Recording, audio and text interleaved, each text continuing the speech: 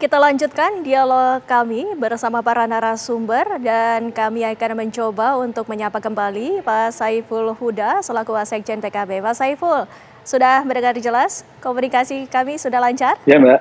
Ya, Mas Saiful, ini kami ingin membahas Oke, Waketum Mbak. PKB Jazilul Fawait sebelumnya menyatakan usulan untuk dukung Anies Baswedan di Pilkada Jakarta, namun sepertinya tak berjalan mulus.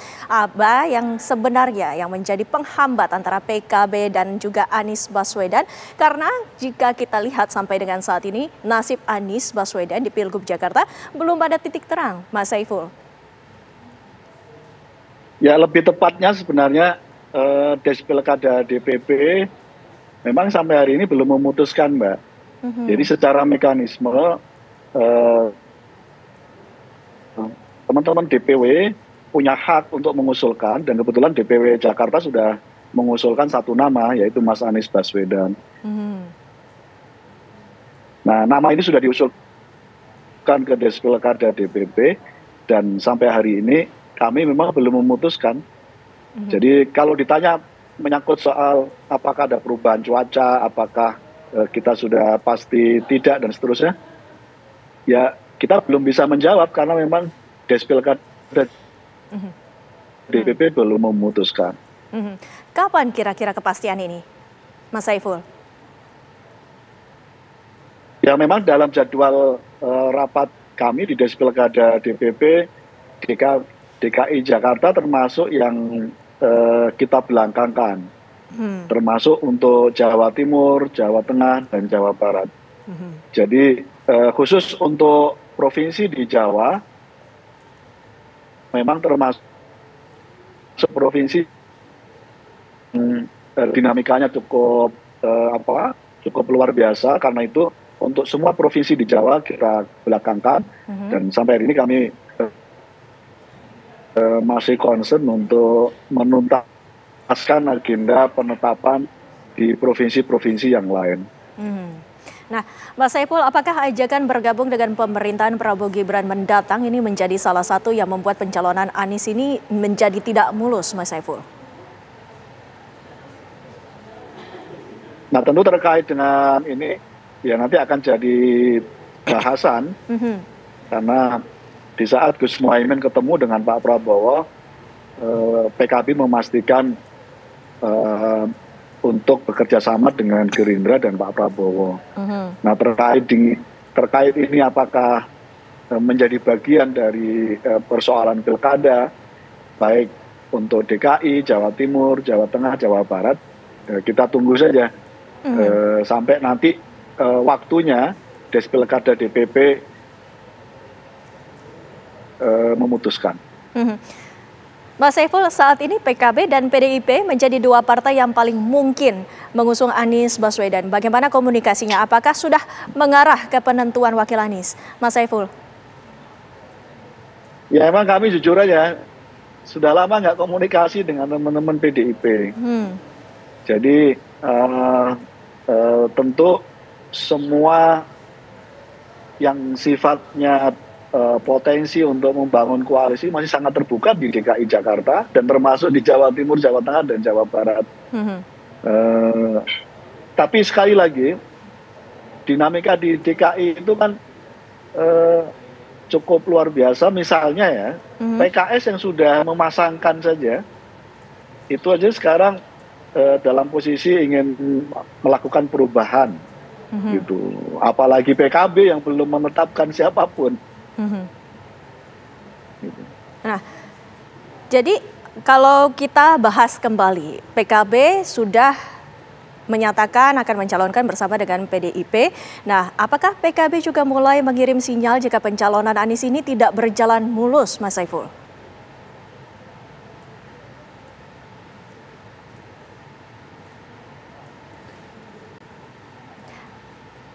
Ya, Mas Saiful? Baik, kita ke Mas Hensat terlebih dahulu. Mas Hensat, jika Anda melihat apakah ada kendala ataupun hambatan dari partai-partai untuk memberikan tiket kepada Anies Baswedan untuk maju di Pilkada Jakarta, Mas Hensat? Ya, perhitungannya kan perhitungan politik ya. Tadi saya sudah jelaskan Mbak Windy bahwa sekarang ini eranya demokrasi siasat tadi. Jadi ya semuanya bersiasat lah cari aman gitu ya. Apalagi kemudian baru saja kita mendengarkan ada gempa politik di Golkar gitu ya, yang tiba-tiba Erlangganya mengundurkan diri ketua umumnya. Nah itu kan warning tuh buat ketua umum lain gitu ya, apakah bisa dierlanggakan atau tidak tuh kira-kira. Sampai saat ini kasat mata terlihat itu kan hanya Megawati Soekarno Putri ketua umum yang tidak bisa ditundukkan rezim kan, tapi yang lainnya kan bisa diajak kerjasama semua tuh, dirangkul lah ya quote and quote oleh rezim. Jadi memang semuanya memperhatikan apa yang harus dilakukan. Nah, Anies Baswedan ini kan lawannya Pak Prabowo, kemudian masih punya kesempatan untuk maju 2029. Makanya tadi saya katakan Pilkada Jakarta ini bukan tentang Anies Baswedan.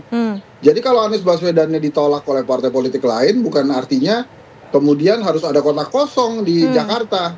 Ini bukan salahnya Ridwan Kamil ya, tapi ini adalah bagaimana partai-partai politik itu bersikap dewasa secara politik menjaga demokrasi di Jakarta. Jadi jangan kemudian dipaksakan harus kotak kosong. Itu kan calon-calon lain banyak gitu. Jadi artinya bisa saja kemudian dealnya adalah silahkan PKS bersama PDI Perjuangan, PKB mengajukan calon asal bukan Anies, ya gitu juga nggak apa-apa juga menurut saya sih.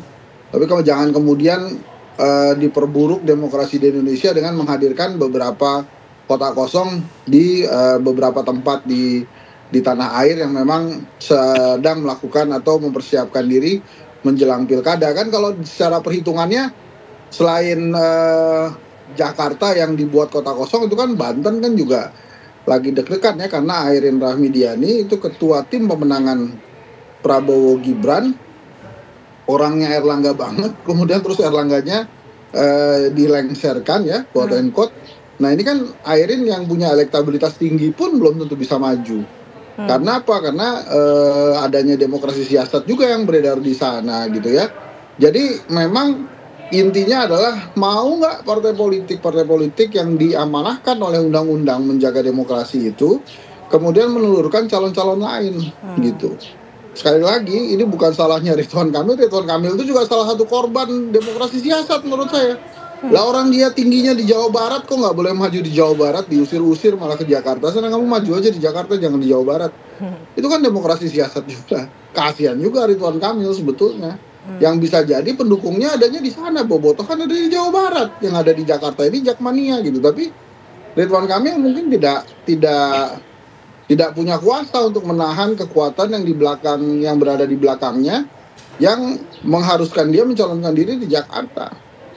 Lantas kemudian ada yang elektabilitasnya 1% karena merasa anak presiden, kemudian percaya diri berlebihan, bisa jalan dengan kepala tegak gitu ya, merasa dirinya pantas maju di Jakarta. Itu lebih lucu lagi tuh gitu loh. Jadi memanfaatkan demokrasi siasat untuk kemudian playing guts ya, seolah-olah bisa menentukan siapa yang bisa maju dan tidak, dan apalagi menentukan bahwa tidak pantas pun merasa pantas karena dia mendapatkan tiket. Itu menurut saya sebuah demokrasi yang hasilnya akan jahat dan membuat Indonesia tidak sehat nantinya. Baik, Mas Saiful sudah bisa mendengar kami? Iya, Mbak. Ya, Mas Saiful, kami ingin mengkonfirmasi apakah benar dalam muktamar PKB nanti akan dicalonkan nama Anies Baswedan oleh PKB, Mas Saiful? Nggak ada agenda itu. Sepenuhnya menyangkut soal pilkada, ada di tangan Des Pilkada di DPP.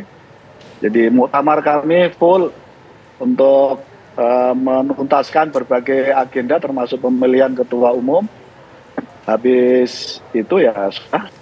Jadi sekali lagi terkait dengan agenda pilkada nanti di luar urusan muktamar. Baik, terima kasih Mas Saiful Huda selaku Wasekjen PKB dan juga pengamat politik, juga ada Henry Satrio. Terima kasih Bapak-bapak waktunya bersama kami di Kabar Pemilu Kada. Selamat sore.